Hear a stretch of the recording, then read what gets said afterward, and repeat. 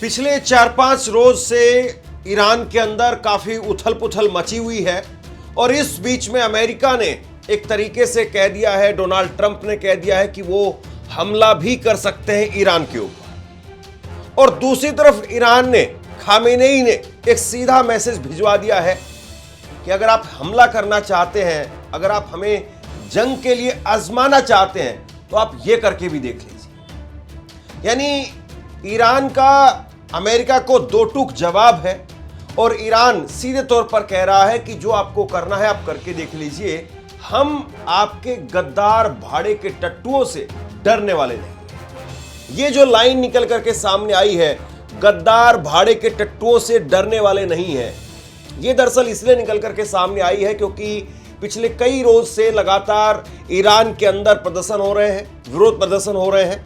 तकरीबन ये विरोध प्रदर्शन 7-8 जनवरी उससे पहले से शुरू हुए, 1-2 दिन पहले उससे जो है तेज हो गए अचानक से। और इन विरोध प्रदर्शन में कहा गया कि ईरान के अंदर महंगाई बहुत ज़्यादा बढ़ गई है, एक बात ये कही गई। दूसरी बात ये कही गई कि ईरान की करेंसी वो लगातार डूब रही है, शासन के खिलाफ यानी खामेनेई के खिलाफ भी गुस्सा है, इस तरह की बातें कही गई। लेकिन इस बीच में ये प्रदर्शन देखते ही देखते धीरे धीरे बहुत उग्र हो गए और हिंसक हो गए। करीब 8 जनवरी को वहां से खबर सामने आती है कि हिंसक प्रदर्शनकारियों ने कई जगह पर तोड़फोड़ वहां पर की, मस्जिदों में आग लगानी शुरू कर दी और बताया गया कि करीब 50 से ज्यादा मस्जिदों में आग लगा दी। ये कहा गया कि इन विरोध प्रदर्शनों के पीछे इजराइल है, तेल अवीव के अंदर बैठे हुए सीक्रेट एजेंट वो सारी एक तरीके से रूपरेखा रच रहे हैं।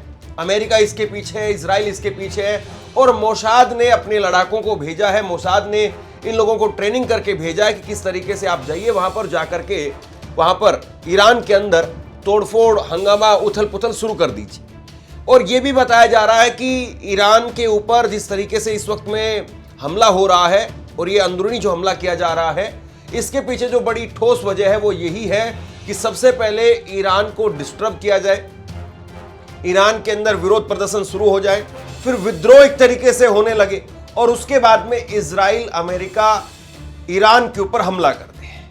लेकिन खामेनेई कह रहे हैं कि जो विरोध करेगा और जो हिंसा करेगा उसको सख्ती के साथ में हम दबाएंगे। अगर आपको अपनी बात कहनी है तो अपनी बात कहिए, आपका हम स्वागत करेंगे। लेकिन अगर आप दूसरे लोगों के हाथ में हथियार बन करके अपना इस्तेमाल उन लोगों को करने देंगे तो फिर आपके खिलाफ सख्ती से हम पेश भी आएंगे। ये ईरान ने मैसेज दे दिया।